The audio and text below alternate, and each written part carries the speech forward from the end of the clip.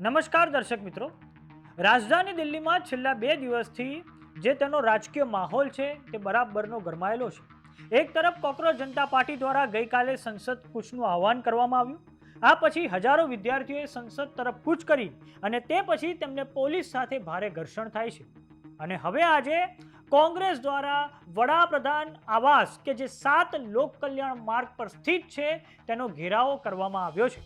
અને હવે જે ત્યાં પોલીસ તંત્ર છે તેના દ્વારા જે કોંગ્રેસ સહિત જે અન્ય નેતાઓ છે જેમ કે રાહુલ ગાંધી છે, અખિલેશ યાદવ છે, રણદીપ સુરજેવાલા છે, પવન ખેડા છે, આ તમામ નેતાઓની હવે અટકાયત કરી લેવામાં આવી છે.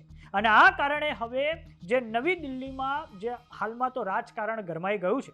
વાત કરીએ આજના આખા આ ઘટનાક્રમની, તો સૌપ્રથમ રાહુલ ગાંધી પ્લેટફોર્મ એક્સ પર ટ્વીટ કરે છે કે વડાપ્રધાન નરેન્દ્ર મોદી અને ગૃહમંત્રી અમિત શાહ એટલે કે એચએમ હોમ મિનિસ્ટર રાજીનામું આપે, કેમ કે તેઓ યુવાનોનું ભવિષ્ય બરબાદ કરી રહ્યા છે. અને સાથે જ ગઈકાલે જે યુવાનો પર જે બર્બરતા થઈ છે તેને લઈને પણ જવાબદારી નક્કી કરવી પડશે. આ ઉપરાંત કાં તો જવાબદારી નક્કી કરો કાં તો સંસદમાં આ વાતને લઈને ચર્ચા કરો.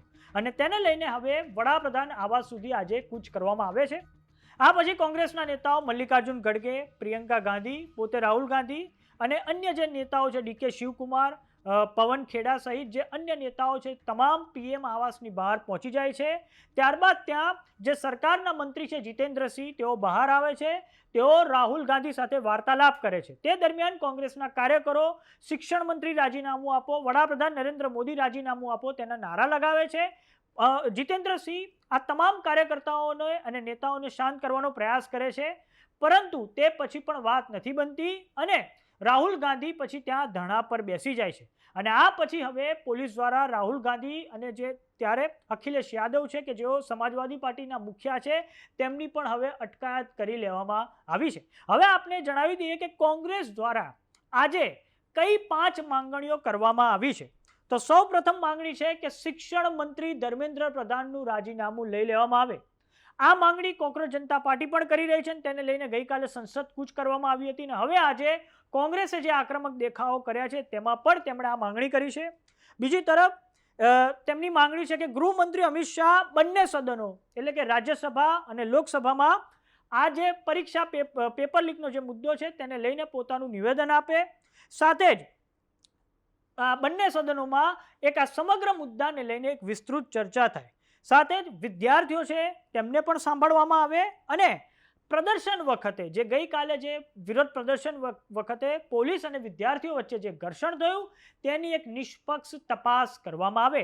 આ 5 મુદ્દાઓને લઈને કોંગ્રેસ પક્ષ દ્વારા માંગણી કરવામાં આવી હતી અને આ 5 મુદ્દાઓને લઈને રાહુલ ગાંધી પીએમ આવાસની બહાર ધરણા પર બેસી ગયા હતા. અને હવે આપને એ પણ જણાવી દઈએ કે સરકાર તરફથી શું પ્રતિક્રિયા આવી છે. તો સરકાર તરફથી હવે જે કેન્દ્રીય મંત્રી જીતેન્દ્રસિંહ છે તેમના દ્વારા એક મોટી ટ્વીટ કરવામાં આવી છે, જેમાં તેમણે કહ્યું છે કે રાહુલ ગાંધી જે અકબર રોડ જે નવી દિલ્હીમાં આવેલું છે ત્યાં કોઈ સ્થળે રાહુલ ગાંધી સહિત કોંગ્રેસના નેતાઓ ધરણા પર બેસી ગયા હતા.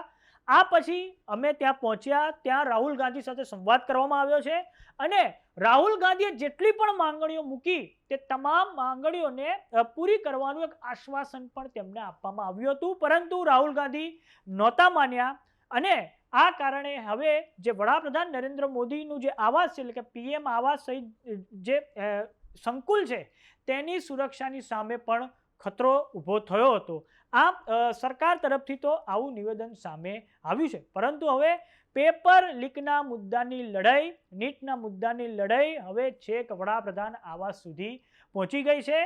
અને આપણે એ પણ જણાવી દઈએ કે છેલ્લા 2 દિવસથી એટલે કે આજે અને ગઈકાલે સંસદના બંને ગૃહો લોકસભા હોય કે રાજ્યસભા હોય તેને પણ વિપક્ષના ભારે હોબાળા વચ્ચે સ્થગિત કરી દેવા પડે છે. અને હવે આજે કોંગ્રેસે પીએમ આવાસની બહાર ખૂબ મોટો આ વિરોધ કર્યો છે. તો જોવાનું એ રહે છે કે હવે આ જે વિરોધ છે તે કયો નવો વળાંક લે છે. એક તરફ જંતર મંતર ખાતે કોકરોચ જનતા પાર્ટીના ધરણા પ્રદર્શન તો ચાલુ જ છે અને તેઓ પણ માંગણી કરી રહ્યા છે કે શિક્ષણ મંત્રી ધર્મેન્દ્ર પ્રધાન રાજીનામું આપી દે. ત્યારે જોવાનું એ રહે છે કે હવે આ વિરોધ કયો નવો વળાંક લે છે, પરંતુ હાલમાં તો રાહુલ ગાંધી અને અખિલેશ યાદવની અટકાયત કરી લેવામાં આવી છે. તો સમાચારોમાં અત્યારે બસ આટલું. જોતા રહો જમાવટ. જો તમે અમને યુટ્યુબ પર જોઈ રહ્યા તો સબસ્ક્રાઇબ કરો, જો તમે અમને ફેસબુક પર જોઈ રહ્યા તો ફોલો કરો, વોટ્સએપ ચેનલને જોઈન કરવાનું ન ભૂલતા. નમસ્કાર.